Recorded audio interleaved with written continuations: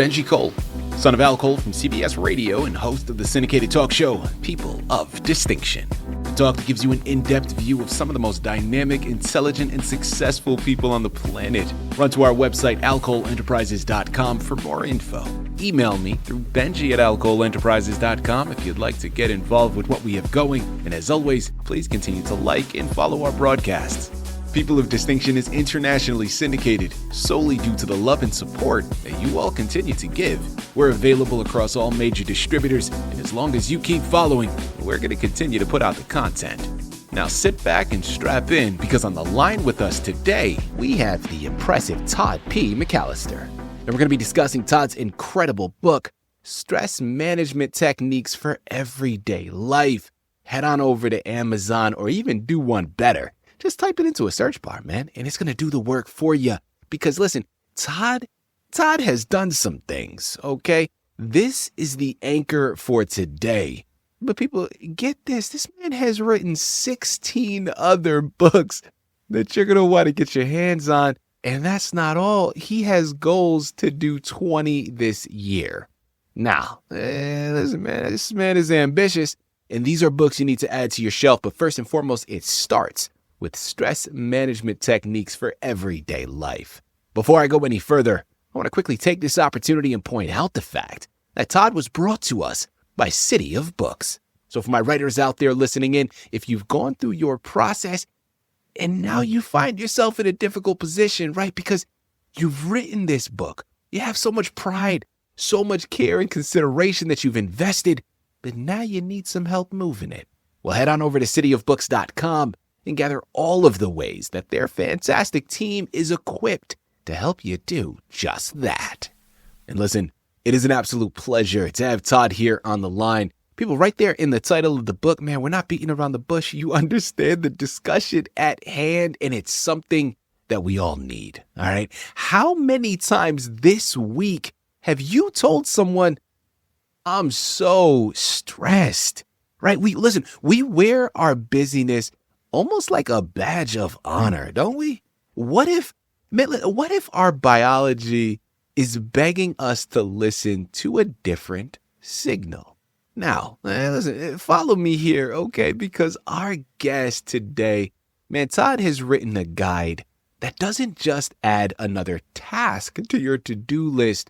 It actually teaches you how to rewrite your relationship with stress itself. Because listen, Todd argues that it's not about fighting your physiology, but learning its language, right? To build a more resilient you. This is a book that we all need, man. Trust me when I tell you, because I know that you are all like me. You got a million things on your plate. You're completing a juggling act day in and day out, hoping that you don't just drop one of those balls that you are throwing in the air. Sit back, strap in, have your notebooks ready. Todd is about to give you a fantastic education, give you some great techniques to take home today, and then it's going to be up to you to purchase the book to get the rest of them. Todd, first and foremost, welcome to the network, and thank you for being a guest, man. How you doing today? Things are going great, and I welcome being here. Appreciate it very much. Listen, Todd, the pleasure is all ours, man. I really do mean that. I think what you've done here is remarkably beneficial because so many people, like I mentioned in the opening, man, I think this is just part of life in general, but especially right now. When we talk about stress, who amongst us is not stressed right now, right? This is going to be something that's going to offer so much wisdom. Start off first and foremost. Tell us more about yourself, Todd. I grew up in the mid-range life with two parents, both working, and they were full of stress, times trying to support a family. And between that and supporting my own family, a lot of stress has come over time. Yeah. And with that in mind, it put me to the position where I said, you know what? I need to take a deeper look into this, how I can overcome some of the obstacles that I feel as far as stress and being overwhelmed. And also provide this information out to other people to help them get along with it. Let's learn a little bit more about the book first and foremost, Stress Management Techniques for Everyday Life. Tell us more about it.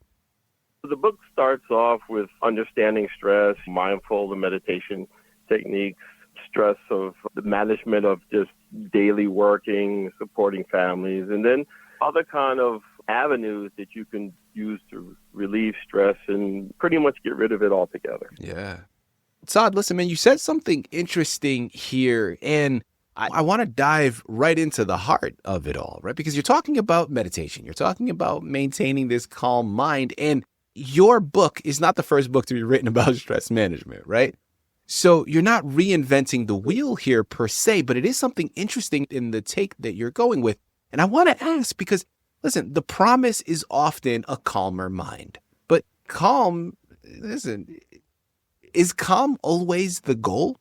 Because couldn't a focus on achieving constant calm ironically be a new source of stress itself?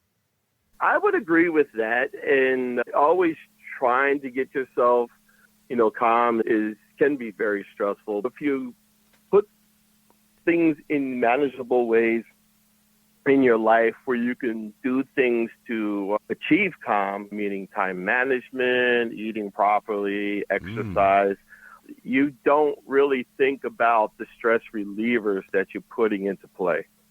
Okay.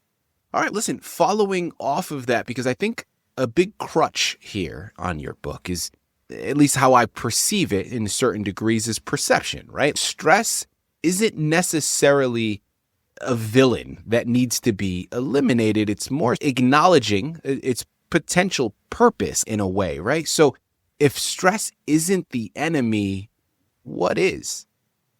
Stress can be a good thing. It helps us reach deadlines. It helps us be more focused in the avenue of achieving our goals. So there is some benefits behind stress, because if we took everything laissez-faire and didn't care, we wouldn't accomplish things. And I think that's a great cautionary tale, right? Like you got to have that balance. It's got to be a give and a take. And I think that that's key to it all. So now we're transitioning. We have a better understanding of the psychology here, of the perspective to be taken. Well, now from a practical implementation standpoint, for some, listen, being busy and being stressed, it becomes part of their identity, right? As I mentioned in the opening, man, like we all have so much on our plate. We're constantly on this hamster wheel of life, running from one thing to the next. In your opinion, how does someone begin to detangle their stress that they're juggling, the things that they have going on? And what does that even look like? Where do they start? Where do they go to really start to separate these things and compartmentalize, I guess? So I look at things in blocks. The first thing we need to do is understand what stress is and how it affects us and what causes it. And I've outlined that in some of the discovery in the first section of my book. But understanding how it impacts our lives and how it impacts our emotions will help you pick the right direction in how you want to achieve calmness. So this is not necessarily a one size fits all, right? It's going to be catered to the individual and what those individual circumstances and goals are, I guess? That is absolutely correct, because people handle stress in different ways, and being able to tailor something that fits your needs and your coping mechanisms is, what I'm after. I'm trying to give options to people, ways that I have overcome things, the suggestions to the kind of stress that they are perceiving, that directions that they could do to overcome the stress that's being placed on them and how to cope with it. Yeah. People, I'm telling you, you got to head on over to Amazon, pick up copies of Stress Management Techniques for Everyday Life today. While you're at it, remember, man, there's 16 other books. This man has got a lot in store, much more on the horizon. Check them all out today. Make sure you add it to your shelf. Continuing to fluctuate, right, and really work on this balance here, Todd. I'm curious, man, because I know just from a work environment standpoint, like we live in a society, right, that is so intermingled in a way. And listen, technology adds another layer onto all of this. And we're going to touch up on that next. But how do we manage our personal stress while also advocating for healthier communities, right? Because I've always been someone, listen, myself and a lot of those around me, like, as I've gotten older, my circle has gotten smaller. And I've intentionally done that to a certain degree because within that alienation to a certain degree, and listen, you got to have outlets, right? So I'm not saying lock yourself in a cave, but I can see how I remember when I was in my teens or even in my 20s or possibly even my 30s, I would always be out, right? I'm always hanging out with friends. I'm always doing things, and my community was much larger. But there was so much more added things that I had on my plate because now I'm taking on other people's problems and things as well. So I think this is an interesting thing to examine next. From that perspective, managing our personal stress while also advocating for healthier communities and workplaces, where does that balance fit in your mind, and how does one protect their mental health while also wanting to be around others and making sure that they're not completely alienating? Yeah, it's interesting you brought that up. That's another chapter that was discussed in some of my chapters in my book. When we're younger, we deal with stress a lot better. We don't have as many responsibilities as young adults. We're not supporting a family. We have someone to fall back on. But as you get older, the responsibilities land on your shoulders, and you start realizing that you have to make the right decisions. And all of those decisions aren't the same thought that everyone else that you're working with may have. Trying to balance yourself, your family, your financial stress is all becomes a play of like time management, right? Of being able to compartmentalize what needs to get done, assigning times to each task. And it also becomes a environment where you sometimes just have to unplug, right? You have to say, I am not going to check my phone for the next 2 hours. I will get back to that later on. And being able to do something for yourself to get those endorphins down and relax.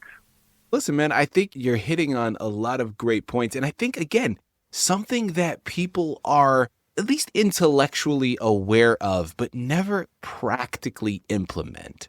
And I think that is what's key about your book, is just bringing that awareness back. Taking a moment to stop, taking a moment to acknowledge is going to go a long way towards really putting this into practice, man. And listen, as we close out, I want to ask, I mentioned technology a moment ago, and it's something that I can already see the burden of. Technology. It's been around now for decades, but I do believe we are on the precipice of something larger than we have ever dealt with before. It's one thing with the cell phones. It's one thing with the tablets, with the computers, with the social media. Those add on a lot of stress. Those add on a lot of weight. But we see technology continuing to develop. We see AI, and our world is just becoming more and more connected, yet more isolated in a sense. I'm curious to know, man, as we look towards the future, Todd, what new forms of stress do you potentially foresee on the horizon? And how can, some of the fundamental principles in your book be implemented to help adapt with these future challenges? Yeah, it's kind of ironic you mentioned that adapting is the big portion of being able to relieve your stress. Technology is always going to evolve. Yeah. AI is out there now. You have to not fight it, but we need to embrace that it's here. How can I work with it? Being able to become an advocate of things, understand how it's used, how it could be used constructively can help relieve stress. We are very stressed with AI and technology being out there taking jobs, but that's true, but there's a lot of benefits behind it too. So what can you do to shift to be able to utilize these technologies to help yourself and help the environment around you? Todd, I love how you're posing that in terms of utilizing a lot of this technology for the assistance that it can provide, because I think that is key. And again, similar conversation that I've had with so many others. There's a lot of excitement around the advancement of technology, but especially with AI, right? Let's just focus on that because there's a lot. But there's a lot of excitement in one hand, but then I speak to a lot of my peers, I speak to a lot of family members, and especially younger family members that are now just getting into the workforce, that are now getting out and becoming adults themselves. And there's stress that's added on in terms of what is the world going to be? Because it's not necessarily that the AI is eradicating the workforce, it's reshaping it. And we just need to find the ways to utilize it as the assistant, as the partner that it truly can be. Because listen, man, I tell you, we utilize this in our business all of the time. We're able to leverage AI to do a lot of the busy work. And now we can get to more of the creative things. And that's just one particular example. But I think it plays into a lot of what you're saying right now. And I think that's why this is all so key. Like, people remember, stress management, it isn't a destination that you arrive at, right? It's not, oh, I figured it out and now I'm done. No, it's a skill that you practice, that you cultivate. And here's the key. Like, you can practice that while you're in the traffic jam. I'm here in LA, man. The traffic is horrendous. So while you're wanting to scream at those cars around you, yeah, you can practice it there. While you're in the grocery line, the 5 minutes that you have before a meeting, this is the time where you cultivate that skill. And it's really the ultimate act of modern self-care to a certain degree, if you perceive it that way. So people, trust me, man, don't let these ideas just be concepts that you heard on a podcast. Let today be the day that you actually start applying them. Your future calmer self is going to thank you. They're going to love you because today you went on to Amazon. You purchased copies of this amazing book and you started to better yourself. And now you're going to be able to move some mountains tomorrow, man. Head on over there. And people, remember, we didn't get to it today, but there's 16 others. I said it before. I'm going to say it again. It's remarkably impressive. Pick up the other books, but make sure to start with Stress Management Techniques for Everyday Life by Todd P. McAlister. You can thank me later. And Todd, I'm going to thank you right now, man, because this has been an absolute pleasure in such a wealth of knowledge that you've been able to share with us. Once again, thank you for being a guest on People of Distinction. Appreciate it. And you have a great day.